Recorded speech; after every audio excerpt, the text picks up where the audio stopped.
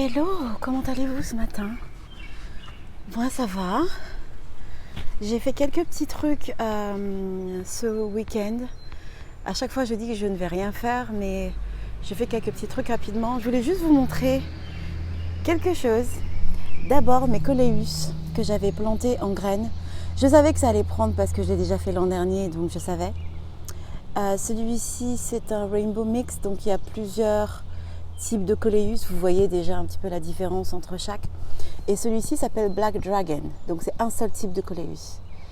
J'ai hâte que ça prenne encore plus. Il va falloir que j'achète des pots, que je trouve des pots en... Oh, je vais peut-être aller en fripe, tiens. Je vais peut-être aller en fripe pour trouver des pots rapidement parce que les coléus, une fois que ça commence à pousser, ça ne s'arrête plus. Et de ce côté-là, vous allez remarquer qu'il n'y a plus de dianthus. J'ai un petit problème de micro, je ne sais pas ce qui s'est passé. Bref, j'en profite pour vous montrer les fraises qui commencent à bien pousser. Regardez. J'ai super hâte. Alors il y en a d'autres qui poussent là aussi. Regardez. Enfin bon, allons voir comment les légumes se portent. C'est ce que je fais en général tous les matins. Alors pareil, parce que je vous fais une petite mise à jour, j'ai coupé les géraniums, enfin j'ai taillé les géraniums. C'était quand? Il y a 2-3 jours. Et ça a déjà commencé à repousser. C'est ça qui est génial avec les géraniums. Les géraniums, honnêtement, c'est vraiment incroyable. C'est incroyable. Et je le répète, pour ceux qui n'étaient pas là, qui ont raté le dernier cours, qui ont raté la classe. Mes géraniums, je les garde à l'intérieur en hiver. Voilà. Et bizarrement, ils fleurissent en hiver. Et pourtant, j'arrête de les fertiliser. Ouh, je suis en train de penser d'ailleurs, j'ai oublié de les fertiliser. Il faut que je les fertilise. J'arrête de les fertiliser un peu à la même période que mes plantes d'intérieur. Et ils continuent à fleurir en hiver. Ce qui est assez incroyable. J'ai fait une tentative l'an dernier, juste comme ça. Et ça a marché. Donc, c'est pour ça que j'en ai racheté. Et ici, ma Tradescantia Purple Heart, elle est en train de devenir juste incroyable. Bref, allons voir les légumes. Un peu ma routine de tous les jours. Et le lapin. Voir comment vont les légumes. Je les ai arrosés hier soir. Regardez-moi ça. Tout va bien? Tout va bien. Ici, j'ai planté des graines, donc ça va prendre son temps pour pousser. Là, j'ai le seul et unique poivron. Là, j'ai planté des petits poivrons, vous savez, pimentés, là, des jalapenos. Et celui-ci, c'est un autre type de poivron. Donc, on verra comment ça pousse. Et de l'autre côté, j'ai des concombres, mais ce sont des graines que j'ai plantées directement à l'intérieur. Donc, ça prendra quand ça prendra. Et là, écoutez, incroyable. Bon, les oiseaux, merci. Incroyable. J'ai vu ces petites choses qui poussaient sur le côté. Et là aussi. Et je me suis demandé ce que c'était. Et j'ai pris une photo. Et en fait, ce sont des pommes de terre. Et je me souviens très bien qu'il y en a une parmi vous qui m'a dit « Tu vas avoir des petites patates » parce que j'avais mis directement mon compost à l'intérieur qui n'était pas encore totalement décomposé et il y avait des pommes de terre dedans. Eh bien, je pense que cette personne qui m'a dit ça, si tu te reconnais, tu avais raison. Je vais avoir des pommes de terre, je pense. Parce que là aussi, de ce côté-là, je ne sais pas si vous voyez, ça aussi, pommes de terre, pommes de terre, pommes de terre, pommes de terre. Trop fou. Ici, ce sont c'est quoi, du chou frisé. Bref, je voulais pas forcément vous faire le tour de cet espace parce que je vais vous faire une vidéo dédiée. Mais je voulais juste vous montrer un petit peu ce que je fais le matin. En général, je viens voir si tout se passe bien. Il va falloir que je check un petit peu mes tomates. Ça pousse hyper bien. Et là, vous voyez une différence entre les deux côtés. C'est parce que cet espace-là a beaucoup de soleil le matin, mais en début d'après-midi, vers 2h, 2h30, ça devient ombragé. Par contre, cet espace-là reste ensoleillé tout le temps. Du coup, c'est là où je vais planter mon maïs. Je vais vous montrer comment mon maïs a poussé. Qu'on a mis en petit pot à l'intérieur avec les enfants le 25 mai. Je me souviens très bien parce que j'ai noté. Et vous allez voir comme c'est déjà super grand. Et je vais planter la laitue. Donc on va Je vais faire un espèce de rectangle ici. Je vais rajouter du terreau qui doit arriver jeudi, donc c'est pour ça que je vais planter ça vendredi, je pense. Et du paillis également. Donc je vais faire la méthode s'appelle la no-dig méthode. No-dig, ça veut dire qu'en fait, je ne vais pas planter directement en terre, je vais planter dans le tas que je vais créer ici. Voilà. Voilà. Et je vais vous montrer également... Ah, laissez-moi vous montrer un autre truc. Ceci est un rosier, figurez-vous. Je m'en suis rendu compte parce que je l'ai googlisé. Je me disais, ça ressemble vachement à un rosier, tiens. Et c'est un rosier. Donc je pense que je vais le déterrer, que je vais l'enterrer avec les autres rosiers dans un espace que j'ai créé ce week-end, que je vais vous montrer, dont je vous ai parlé en vidéo dans le tour. Si vous n'avez pas vu le tour, allez le voir. Laissez-moi d'abord vous montrer ce qui se passe ici. Alors regardez, on a un nouvel espace fleuri, n'est-ce pas? Et vous reconnaîtrez certainement pas mal de choses ici, puisque ce sont uniquement des choses qui étaient déjà là, que j'ai juste déplacées ou transplantées. Alors en fait, ce qui se passe, ce dont je vous parlais dans cet espace pendant le tour, c'est que j'avais ici des narcisses et j'avais également ici les narcisses et les tulipes. Sauf que au bout d'un moment, assez rapidement d'ailleurs, une fois que les narcisses ont donné des fleurs et que les tulipes ont donné des fleurs, très rapidement, les fleurs sont obsolètes et la plante, la tige en elle-même devient jaune, ensuite marron et meurt et entre en dormance assez rapidement par rapport aux autres fleurs. Donc ce que je me suis dit, c'est que au lieu de laisser ça en évidence ici, je vais trouver un moyen de mettre les narcisses toujours en évidence, mais de faire en sorte qu'une fois que les narcisses sont en dormance, donc assez rapidement, quelque chose puisse les cacher. Donc mon idée c'était, comme je vais déplacer ça et aussi ça dans cet espace-là, pour qu'il y ait une espèce de corrélation directe entre cet espace-là où tous les daylilies sont là. Donc ça va continuer comme ça et comme ça, n'est-ce pas? J'ai replanté toutes les narcisses qui étaient de ce côté-là, ici.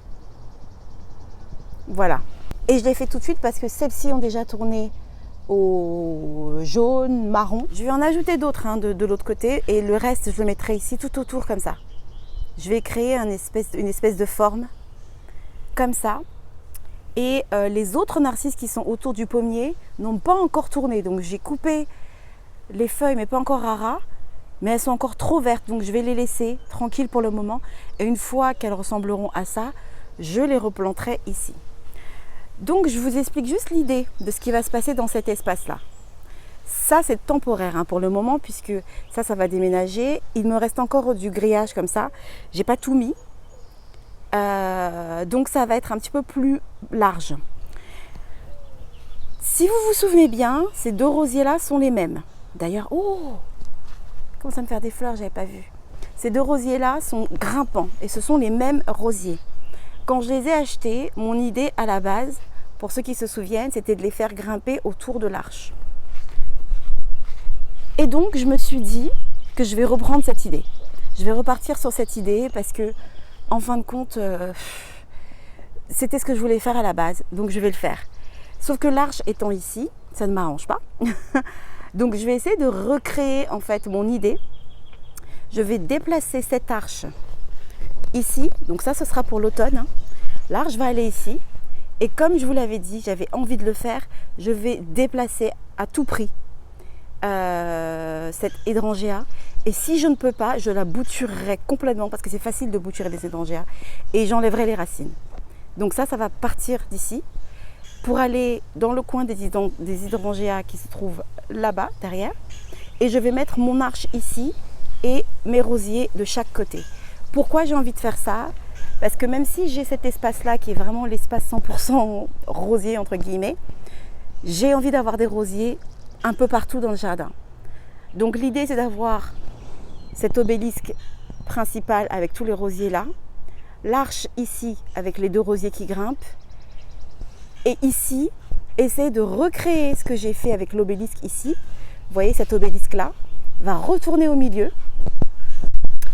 Et vous êtes en train de vous dire, si vous avez tout compris, oui mais du coup il n'y a plus de rosier qui va grimper sur l'obélisque parce que tu vas retirer celui-là.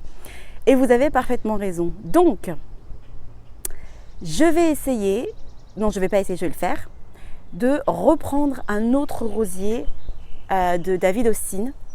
Et mon idée, c'est d'en avoir un qui soit blanc, qui me fasse des fleurs blanches pour essayer de contraster. Donc je vais certainement regarder dans la jardinerie qui est à côté de chez moi, ils ont des rosiers David Austin. Donc l'idée, c'est de récupérer un rosier David Austin. Je ne vais pas le planter maintenant, je vais le mettre en pot en attendant. Je vais garder cette configuration-là. En attendant, je vais le mettre en pot.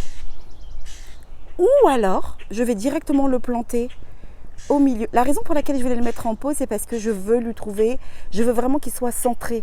Et comme pour l'instant, ça, c'est pas encore totalement bien positionné, j'ai pas envie d'avoir à le déplacer. Il est possible que je le mette en pot, il est possible que je le mette en terre, je ne sais pas encore. Mais quoi qu'il en soit, ce sera celui qui sera au milieu et qui ira donc sur cet obélisque qui reviendra au milieu. Donc on aura une espèce d'écho. On aura un espèce d'écho de cet espace ici. Voilà. Et les dianthus, donc en question, qui étaient sur le balcon, je les ai plantés là.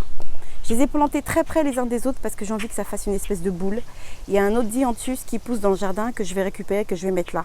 Comme ça, tous les dianthus vont pousser ensemble. Ce rosier-là, que j'avais en pot sur ma terrasse, je l'ai mis en terre ici.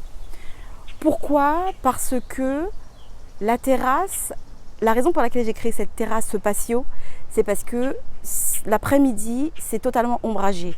Ce qui fait que ce pauvre rosier était à l'ombre la moitié du temps. N'avait le soleil que le matin. Donc voilà. Et j'aimerais aussi préciser pour ceux qui ont vu le tour de mon jardin que l'emplacement de ces arbustes est éphémère. Donc c'est pas permanent. Je les ai plantés là en attendant de savoir exactement où je les veux parce que ils vont prendre beaucoup de place au bout d'un moment. Donc il va falloir que je les change de place. Je ne sais pas encore où. Il va falloir que je les change de place. Voilà. C'était les nouvelles du jour. Et laissez-moi vous montrer les narcisses en question, que vous compreniez pourquoi je n'ai pas encore déplacé les autres narcisses. Et juste pour information, j'ai déplacé les tulipes ici. Toutes les tulipes sont là. Et je vais en rajouter tout le long à l'automne prochain. Voilà. Je m'étais vraiment pas rendu compte que ça avait commencé à pousser. Regardez-moi ça. C'est pas magnifique. Ça va être trop beau. Et là aussi,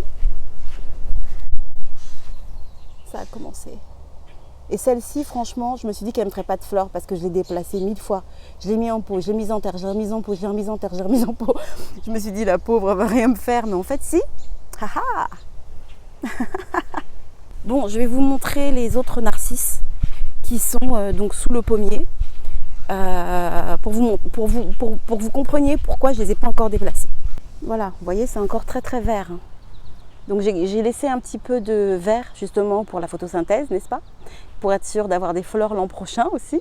Parce que si vous coupez trop à ras, trop vite, ça commençait un petit peu à jaunir. Donc je me suis dit, bon, on va couper, mais on va laisser un petit peu de vert pour la photosynthèse là. Parce qu'on veut avoir des fleurs l'an prochain. Donc là, vous avez plusieurs bottes en fait. Il y en a beaucoup moins dans cet espace-là, vous ne vous rendez pas compte. Donc ce sera vraiment parfait. Je vais pouvoir les séparer et les déplacer quand ça va commencer à vraiment être jaune, totalement jaune et un petit peu marron. Voilà. Donc mon but aujourd'hui, c'est de tailler les arbustes que je vous ai montrés qui sont tout autour de la maison parce que ça va pas du tout. Celui-ci étant le premier. Et puis vous avez 1, 2 et 3, 4 qu'il faut que je taille. C'est pas un gros travail. D'ailleurs celui-ci est très haut. Je pense que je vais les laisser pousser. Je vais juste essayer de... J'ai envie qu'ils poussent plus que... Enfin, j'ai envie qu'ils aient cette taille là tous. Mais c'est pas tout à fait droit. Donc j'ai envie quand même que ce soit à peu près... qu'il y ait un arrondi, qu'il y ait une forme quoi. pas que ce soit, vous voyez qu'il y a des petits pics qui ressortent.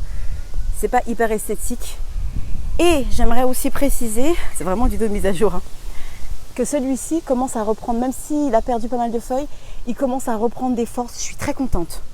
Je pense que c'est l'eau de pluie qui a aidé. Il a plu pas mal dernièrement. Je pense que ça a vraiment aidé. Et là, vous avez aussi des narcisses que je dois couper. Donc je vais faire ça vite fait. Je vais couper ça vite fait. Et ensuite, je vais tailler les arbustes. Sinon, aujourd'hui, il fait super beau. C'est vraiment une belle journée. Je suis obligée de retourner à l'intérieur. J'ai oublié d'ouvrir la porte du sous-sol de l'extérieur. Donc, je ne peux pas récupérer mon matériel pour couper. Il va vraiment falloir que je nettoie cet espace parce que c'est le bordel. Qu'est-ce que je voulais prendre? Ah oui, je voulais prendre ça pour couper mes narcisses. Et j'en profite pour vous montrer les... J'ai un joli bouquet ici, regardez. J'ai des bouquets partout. Pour vous montrer le maïs. Regardez-moi ça. J'ai mis la date dessus. Hein. Corn. 3 par pot. C'est-à-dire 3 graines par pot. Regardez-moi ça. La plupart ont pris. Là, j'en ai 3. 3. 3. Là, j'en ai 2. Celle-ci, c'est 2 ont pris. Là, j'en ai 2 également. Donc, un qui s'est ouvert bizarrement. Et là, j'en ai 3. Donc, ça a bien marché. Regardez-moi comment c'est déjà grand. Donc, ça a été planté le 25 mai. Regardez-moi ça. C'est juste magnifique. J'ai trop hâte. Vous imaginez si on arrive tous ensemble, parce que vous êtes mon soutien psychologique, donc je vous inclus, si on arrive tous ensemble à faire pousser du maïs, est-ce que vous imaginez ça? Ce serait trop cool. Et donc là, nous sommes dans le sous-sol surélevé et regardez la vue du sous-sol. Je pense que je vous l'ai déjà montré, mais je le montre encore, je m'en fiche. J'aime trop cette vue.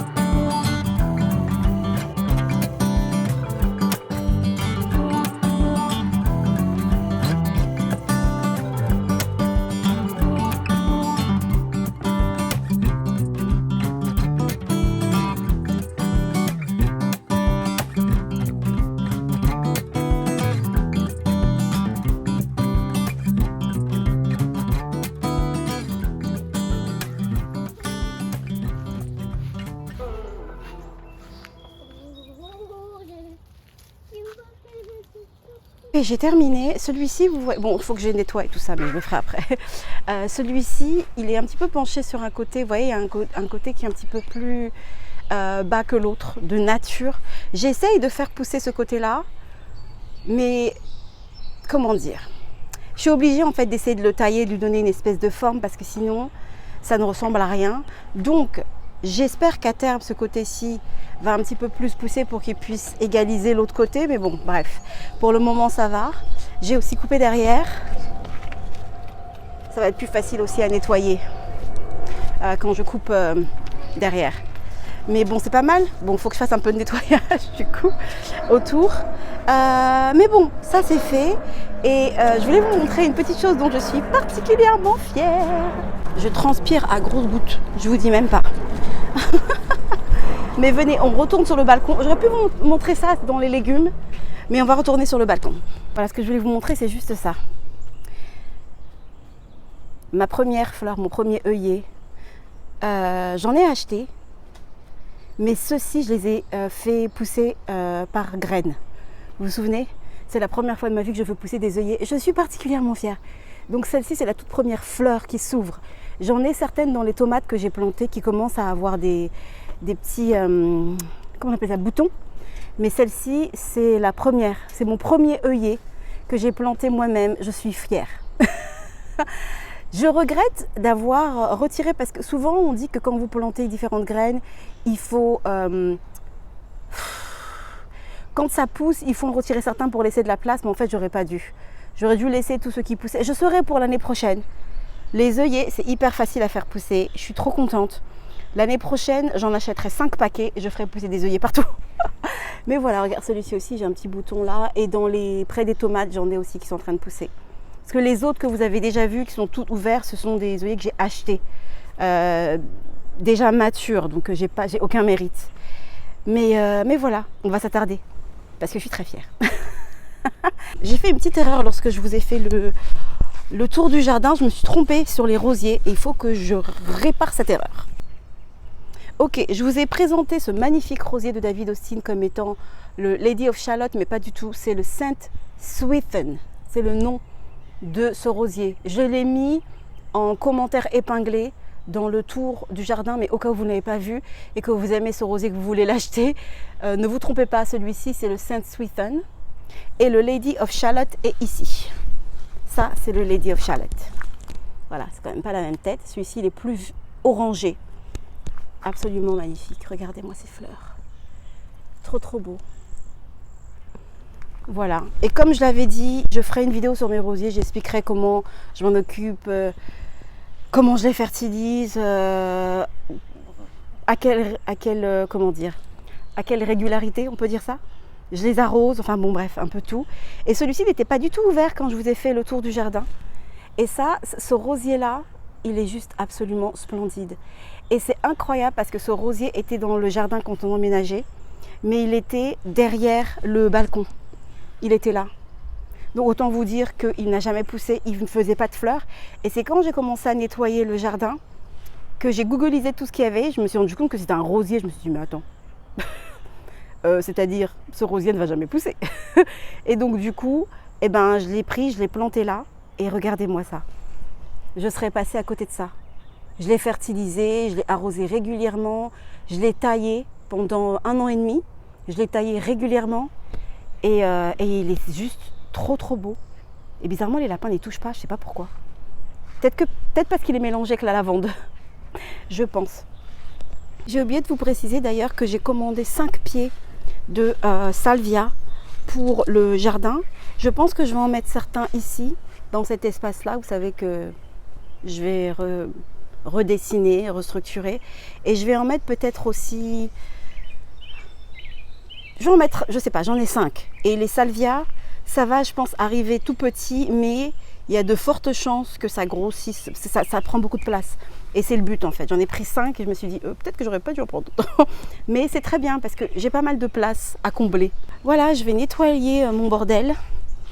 Et puis, j'ai des choses à faire à l'intérieur de la maison. On a des invités qui arrivent, pas cette semaine, mais la semaine, le week-end d'après. et qui vont rester avec nous pendant quelques jours. Et ensuite au mois d'août, j'ai ma soeur qui vient avec ses enfants, une de mes soeurs qui vient avec ses enfants. J'ai une autre de mes soeurs qui vient avec ses enfants au mois d'octobre. Donc j'ai pas mal de choses à faire, pas mal de nettoyage à faire en bas au sous-sol. Donc j'ai pas mal de boulot à faire. Je pense que je passerai moins de temps dehors cette semaine. Mais on se retrouvera, en tout cas certainement, sûr et certain en fin de semaine, puisque je vais planter la laitue et le maïs. Et du coup ça, j'ai envie de le filmer pour le second épisode du potager éphémère. Voilà. Et je peux vous dire un truc, c'est que mon mari est hyper motivé maintenant pour la serre que je veux, depuis qu'il a vu comment ce que je faisais pousser se développe. Ça marche. Mon plan d'attaque marche. Parce que tout ça, c'est un plan. Hein. C'est un plan dans ma tête pour qu'ils comprennent que la serre est nécessaire. Parce qu'ils pensent que bon, c'est un peu superflu. Je pense pas qu'ils pensent que ce soit de l'argent jeté par les fenêtres. Mais celle que je veux coûte un petit peu cher, je reconnais. Mais elle est grande. Donc c'est pour ça aussi. Mais bon, voilà. Je suis en train de gagner des points. Je vous fais des gros bisous. Et je vous dis à très bientôt. Et passez une excellente journée. Fin de journée. Bye. Je ne sais pas si vous voyez d'ici. Mais on voit des fraises. On voit des fraises. Si c'est pas merveilleux. Peut-être que je repeigne là. Hein. En bas là, non? C'est un détail, mais je le vois d'ici et ça m'agace. Ouais. Je me rajoute toujours du boulot.